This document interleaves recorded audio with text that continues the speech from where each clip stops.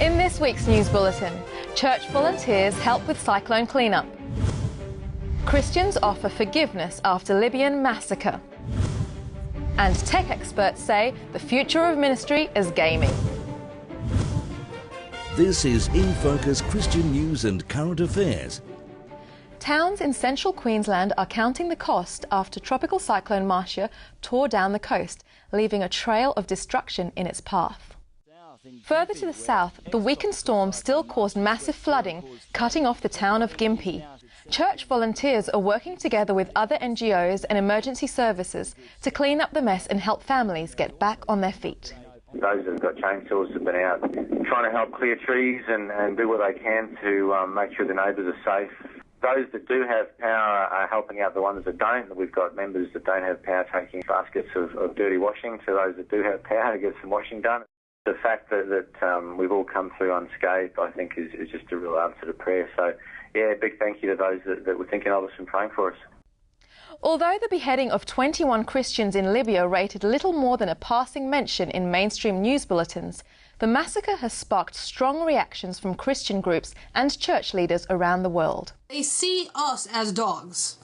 They see us as not worthy, not worth anything, worthless. But that's not the way God sees us. That's not the way that God sees these 21 Christian men who were killed simply for their faith. But among the statements of condemnation, grief and anger came surprising expressions of forgiveness and thanks to the ISIS militants who carried out the beheadings as a message to Christians around the world.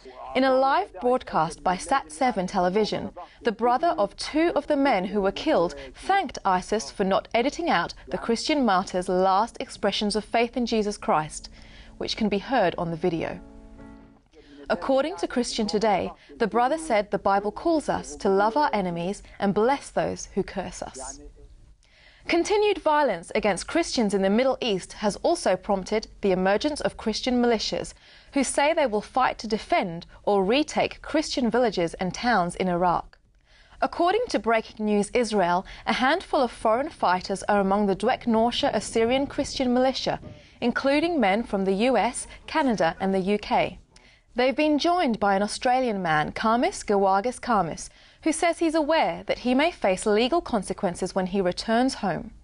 According to the ABC, Assyrian church leaders in Australia have asked the Australian government not to penalise people going overseas to fight against terrorism. This year's National Day of Prayer and Fasting in Canberra also became a day of repentance, with Christian leaders expressing sorrow for the hurt caused by church institutions to children in their care. After he told his story at the event in Parliament House's Great Hall, child sexual abuse survivor Mark Stiles had his feet washed by Catholic, Anglican, Salvation Army and Australian Christian church leaders. According to Sight magazine, Mark Stiles spoke about the sense of release he's felt since he offered forgiveness for the harm he had suffered. Christian campaign group Family Voice Australia says TV broadcast standards will be watered down unless the public makes strong objections. Planned changes to the Commercial Television Industry Code of Practice will see G-rated time zones abolished, the M-rated time zone brought forward to 7:30 p.m, and the MA15 Plus programs and ads being shown after 8:30, an hour earlier than previously. Family Voice Australia is also concerned at plans to tighten up on how complaints are made. Phone or fax complaints would no longer be accepted. Submissions on the proposed changes can be sent to Free TV. 67 cyclists have braved traffic, saddle soreness and headwinds to pedal around 300 kilometres along Victoria's Great Ocean Road in a fundraising ride for the world's poor. It's always gonna be an uphill battle.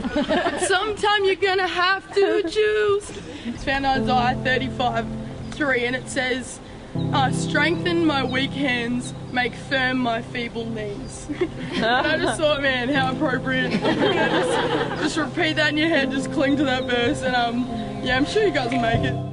The 25,000 Spins ride raised nearly $120,000 for 5 charities: Compassion, Watoto, the Fred Hollows Foundation, the Botswana Orphan Project, and the Adventist Development and Relief Agency. In just a few days, a second 25,000 Spins fundraising ride will tackle the spectacular mountain scenery around Queenstown in South New Zealand. A clever partnership initiated by the Brotherhood of St Lawrence and the ANZ Bank has seen struggling Australians save more than $23 million over the last 10 years. According to the Sydney Morning Herald, the Saver Plus program encourages poor families to save for education costs by matching savings dollar for dollar. The program also includes financial education workshops and the services of a personal financial advisor. Many of the 23,000 people who have participated in the Saver Plus program over the last 10 years say that as a result they have more confidence, they're less stressed, and their finances are under better control. Church tech experts say the future of online ministry may well lie in computer games. In a world of short attention spans, where it's becoming more difficult to reach people with the gospel, finding ways to connect may well start by recognizing the focus and commitment of gamers. A number of speakers at this year's Global Adventist Internet Network Conference highlighted early successes with gamification in training, education, and Bible knowledge. Adventist church leaders in East Africa say they're not too sure how many people have come to faith during an evangelistic push in the region that saw a mass baptism of more than 2,300 people. According to Adventist Review, the evangelistic meetings were held at various sites in 11 countries around Eastern and Central Africa, with thousands of other people following on radio and television broadcasts. The grand finale saw 40,000 people gather in a stadium in Dar es Salaam, the capital of Tanzania, where many committed to share the message of Jesus' soon coming when they returned home.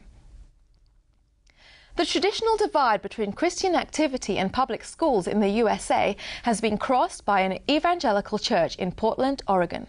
According to CBN News, a new documentary outlines how Southlake Church members recognized the poverty and disadvantage among students at Roosevelt High and felt they had to do something about it.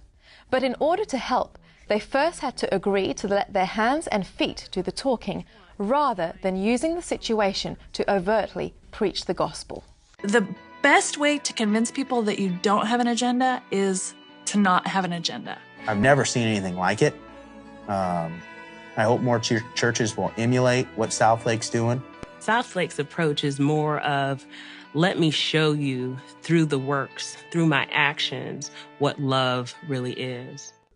And that's it from me this week, unless you want to check out the full half hour of InFocus at record.net.au.